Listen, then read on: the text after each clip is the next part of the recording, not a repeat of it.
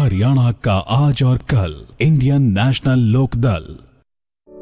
विभिन्न मुद्दों को लेकर इनेलो महासचिव अभय सिंह चौटाला की प्रेस कॉन्फ्रेंस लाइव। किसान से ये कहा, जब से इस देश में बीजेपी, इस प्रदेश में बीजेपी की सरकार आई, उन्होंने ये कहा था कि हम किसान की आय 2 गुना करेंगे, स्वामीनाथन की रिपोर्ट को लागू कर देंगे। आय 2 गुना तो बहुत दूर की बात होगी। आज के हालात जो है, आज की तारीख में किसान जिन कठिनाइयों से गुजर रहा है, जिन परिस्थितियों में आज किसान है, सरकार ने जो फैसले लिए अब इन पिछले दिनों में, जो ऑनलाइन की बात करी गई, जहाँ किसान को आज भी अपनी फसल बेचने में कठिनाई है। आज भी बहुत सारे किसानों के टेलीफोन मेरे पास सुबह से शाम तक बजते हैं, जो ये कहते हैं कि आज तक मेरी सरसों की तुलाई का नंबर नहीं आया। ऐसे ही बहुत सारे किसान हैं जिनका गेहूँ आज भी अपने घरों में पड़ा है। और जो कोई किसान मंडी में ले गया और बारिश की वजह से जिस किसान की गेहूँ तुली नहीं उस दिन, और उस बारिश की वजह से खराब हो गई, आज उस किसान पे भी बहुत बड़ी मार है। जबकि सरकार की ये जिम्मेदारी थी कि जिस दिन सरकार ने उसको SMS कर दिया, मैसेज कर दिया कि तू अपनी गेहूँ मार्केट में लेकर के आ जाए, तो उससे पहले सरकार को इस बात को ध्यान में रखना चाहिए था, वेदर रिपोर्ट लेकर के रखनी चाहिए थी कि कहीं आज फोरकास्ट ऐसा तो नहीं है जिसकी वजह से बारिश हो जाए और किसान की फसल खराब हो जाए। बजाय इन सब चीज़ों पे ध्यान देने के किसान की फसल मंगवा ली, जब वो पानी में भीग गई तो उस किसान को कह दिया कि हम तेरी फसल नहीं लेंगे। अब वो किसान कहाँ जाएगा? जिस किसान ने 20 तारीख को, 21 तारीख को, 22 तारीख को अपनी सरसों तुलवाई या अपनी गेहूँ तुलवाई, आज तक उस किसान को जो है उसका भुगतान नहीं हुआ सरकार की तरफ से पैसे। आज 20 दिन से ज़्यादा हो गए। जो पैसा केंद्र की सरकार ने प्रदेश की सरकार को तो भेज दिया भुगतान के लिए, लेकिन वो उसका बैठे बैठे ब्याज खा रहे हैं, कमीशन खा रहे हैं उस पैसे का। सरकार में बैठे लोग जो है, बजाय किसान को पैसा देने, किसान को जो पेमेंट कराने की बात कही जा रही है, उस पर उसके लिए किसान के सामने एक बहुत बड़ी मुसीबत खड़ी कर दी। कहते आड़ती के माध्यम से पैसा देंगे। पहले तो आड़ती किसान को इस बात पे लड़ाया कि कोशिश करी आपस में उनके रिश्ते खराब करने की, कि भी हम तेरा धान जो है, तेरा गेहूँ जो है सीधा खरीदें, बजाय आड़तीय के। तो आड़तीय की किसान की आपस के अंदर जो एक आपस में जो रिश्ता था, उस रिश्ते को खराब करने की कोशिश करी। और अब फिर किसान का आड़ती का रिश्ता बिल्कुल ही खत्म हो जाए, इसके लिए ये कह दिया कि आड़ती के माध्यम से पैसा देंगे। और आड़ती के माध्यम से जो पैसा देंगे, उसमें भी अगर मान लो किसी आड़ती से किसान आज की तारीख में उसकी पेमेंट आने से पहले अगर 50,000 रुपया ले रखा है उसने, तो भी वो ये कहता है कि आप वो 50,000 काट करके नहीं दोगे, आप उससे वो 50,000 वापस जमा करा के फिर उसको पूरा करके दोगे। मतलब किसान को भी परेशान कर दिया, व्यापारी को भी परेशान कर दिया। अगली बिजाई का समय आ गया। आज किसान को बीज लेने के लिए पैसे चाहिए, डीजल के लिए पैसा चाहिए। आज किसान को उसके लिए कोई खाद और स्प्रे जो आने वाले समय में चाहिए, उसके लिए भी पैसा चाहिए। अब वो कहाँ से लाएगा, कैसे लाएगा, क्या करेगा? मतलब किस तरह से किसान के सामने इस सरकार ने पिछले जब से ये आपका लॉकडाउन हुआ है, उसके बाद कितनी नई नई परेशानियां खड़ी करी है। मुझे लगता है कि ये किसान को इस बात के लिए भी मजबूर करेंगे कि किसान इस लॉकडाउन की परवाह ना करके सरकार के खिलाफ सड़कों पे आए। जिस तरह के हालात इन्होंने पैदा किए, जिस तरह के हालात आज चल रहे हैं, मुझे 100% इस बात को लेकर के अंदेशा है कि किसान इकट्ठा होकर के अपने खेत को छोड़कर सड़क पे आ सकता है। मैं मुख्यमंत्री से बात करूंगा कि आप किसान को तुरंत पैसा रिलीज कराओ। अगर पैसा नहीं रिलीज कराए तो फिर हम इस किसान की जो आज जिस किस्म से दुर्गति करी जा रही है, इसको सहन नहीं करें। फिर हम इसके लिए किसान के पास जाएंगे और फिर इस लॉकडाउन की चिंता ना करके फिर इस किसान की लड़ाई हमें लड़नी पड़ेगी। ये तो इस कोरोना से तो कौन कब मरेगा इसका तो कोई पता नहीं है, लेकिन अगर किसान के पास अगली बिजाई करने का पैसा नहीं होगा तो वो मर जाएगा कि नहीं मर जाएगा। इन्होंने तो कोरोना की आड़ के अंदर उसको कैसे बर्बाद किया जाए इसके लिए रोज नई नई स्कीम बनाने का काम किया। इसके लिए आज ही चीफ मिनिस्टर साहब से बात करूंगा और उनसे पूछूंगा कि कितने दिन में आप पेमेंट करोगे। अगर कोई संतुष्टिजनक जवाब नहीं मिला तो फिर सोशल डिस्टेंस का मैं अपनी पार्टी के कार्यकर्ताओं की डिस्ट्रिक्ट वाइज बैठक बुलाऊंगा, हल्के वाइज बैठक बुलाऊंगा और फिर ज़रूरत पड़ी तो विलेज वाइज अपना टूर शुरू करूंगा, सोशल डिस्टेंस से करूंगा। और फिर किसान के लिए जैसे SYL के लिए लड़े थे इसी तरह इस किसान की को कैसे बचाया जाए इसके लिए भी लड़ना पड़ा तो उस लड़ाई को भी शुरू करूंगा।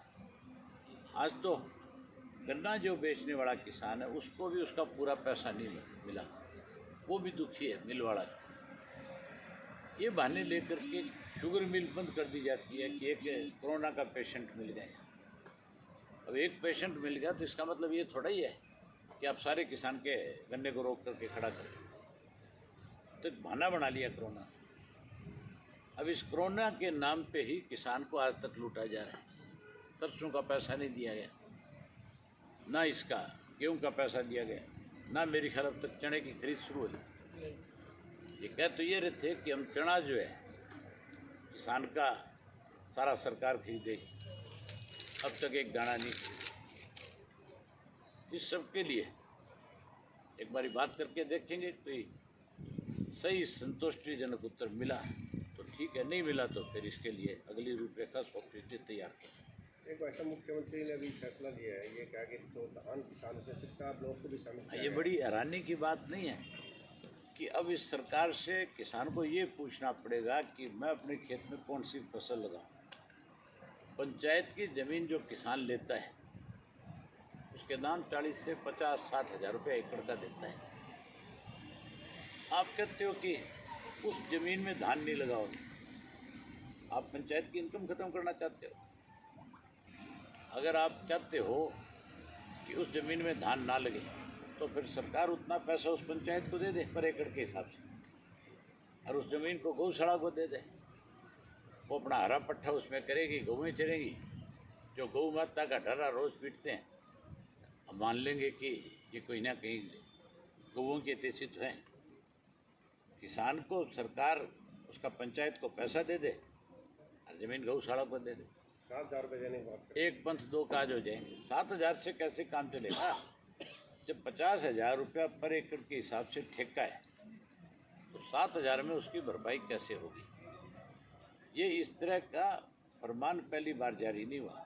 ये फरमान इन्होंने 1 साल पहले भी जारी किया। पहले फरमान जारी करते हैं और फिर हाथ खड़े कर लेते हैं। वैसे एक तरफ तो पैसे नहीं आ रहे गेहूं के, दूसरी तरफ जो रूपावास गांव है इलाहाबाद के और उस पास के जो गांव हैं 50-60% तक लोगों के पास सरसों पड़ी है अभी तक, और आज भी वो प्रोटेस्ट कर रहे थे गांव में।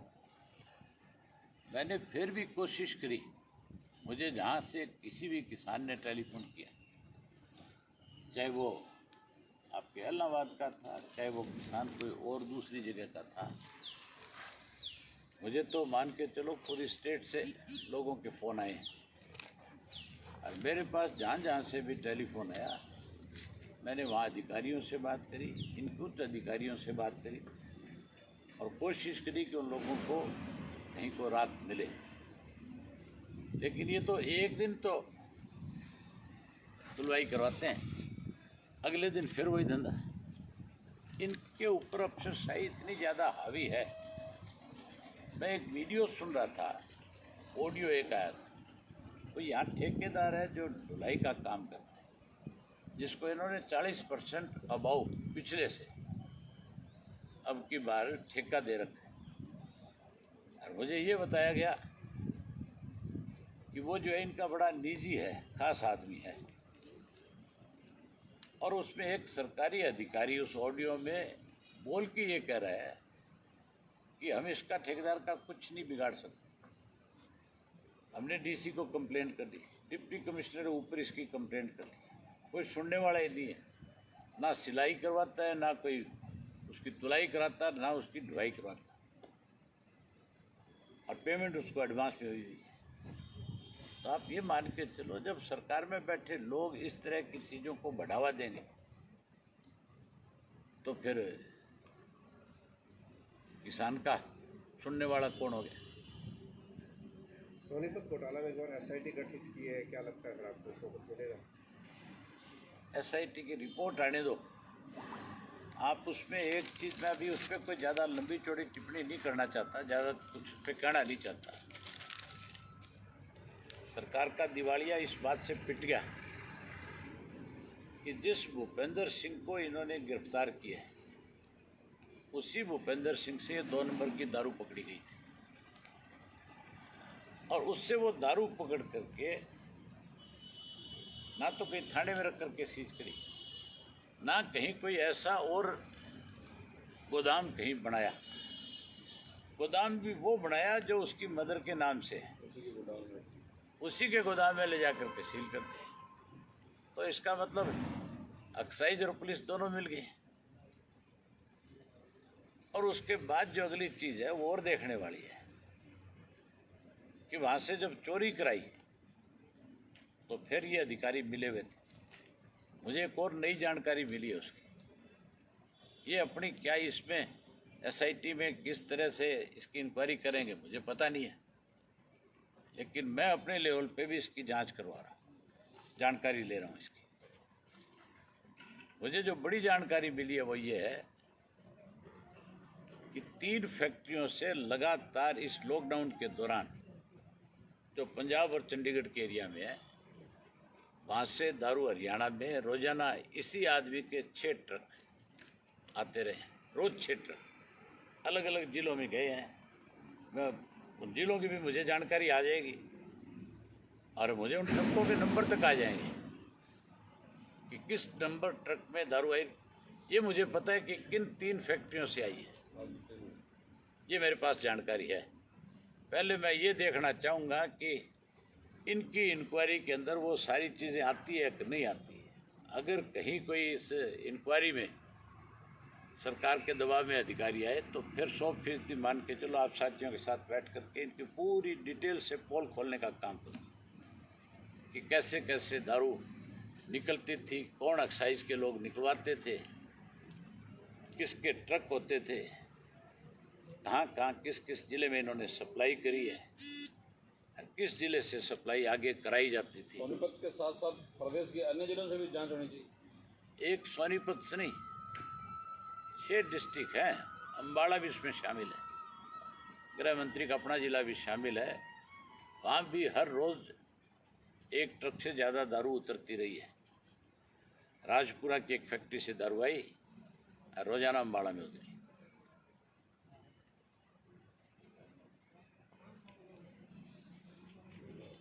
तो कहने को ये कहा गया कि जिले सारे सील कर दिए और बड़े बड़े माफिया पकड़े जा रहे हैं, जैसे चिट्टे के मामले में सिरसा में बहुत बड़ा एक मामला पकड़ा गया। आप ये मान के चलो, ये जो चिट्टे का जो एक सरगना पकड़ा गया है, आपने थोड़ा ही पकड़ा है सरसा पुलिस ने। ये तो पंजाब की पुलिस आई है, पंजाब की अमृतसर से उस आदमी का पीछा हुआ है। पंजाब पुलिस ने ही 100% उसको दबोचने का काम किया है। सरसा की पुलिस अगर इस बात पे कहीं अपनी पीठ थपथपाए तो लोगों का बेवकूफ़ बनाने वाली बात है। मैंने यहाँ जो सरगना है माफिया इसके नशे के जो बड़े तस्कर हैं, मैंने तो उनके नाम विधानसभा में भी लिए। हाथ डालो ना, पुलिस पकड़ो ना उनको जा करके। उनको क्यों नहीं पकड़ती? सुभाष बराड़ा के साथ रहने वाला व्यक्ति चिट्टा बेचता था, आज तक नहीं पकड़ा गया। यहाँ कितने लोग ऐसे हैं जो चिट्टे का व्यापार सरसा में करते हैं। मैंने एक लिस्ट तैयार कराई है सरसा जिले की पूरे की, यहाँ तक भी लिस्ट तैयार कराई है कि किस गांव के अंदर कौन आदमी जो चिट्टे का धंधा करता है, चाहे वो 1 ग्राम बेचता है, चाहे 2 ग्राम बेचता है, चाहे 5 ग्राम बेचता है। सारी की सारी लिस्ट मेरे पास तैयार है और मैं जल्दी उस लिस्ट को गवर्नमेंट को दूंगा। ये सारे लोग चिट्टे के व्यापार से जुड़े हुए हैं। पुलिस क्या कार्रवाई करती है, सरकार क्या कार्रवाई करती है, तब देखेंगे। फिर वो लिस्ट में आपको भी दे दूंगा, आप भी उस लिस्ट को दिखा देना। और मेरी लिस्ट में कोई आदमी जो है, ये नहीं हो सकता कि कोई 10 आदमी गांव के भी उसके साथ आकर ये कह दे कि व्यापारी नहीं है। जो नाम मैं दूंगा उसमें उस गांव के, चाहे वो मेरे कितने भी बड़े विरोधी होंगे, वो भी अगर जाकर के उनसे पूछोगे तो वो ये कहेंगे कि ये नाम जो अभय सिंह जी ने दिए हैं ये 100% ठीक है, ये हमारी नई पीढ़ी को बर्बाद करने वाले लोग हैं, इनके खिलाफ कार्रवाई होनी चाहिए। पूरे जिले के एक एक गांव के और पूरे जिले के शहर के कस्बे के सबके नाम दूंगा।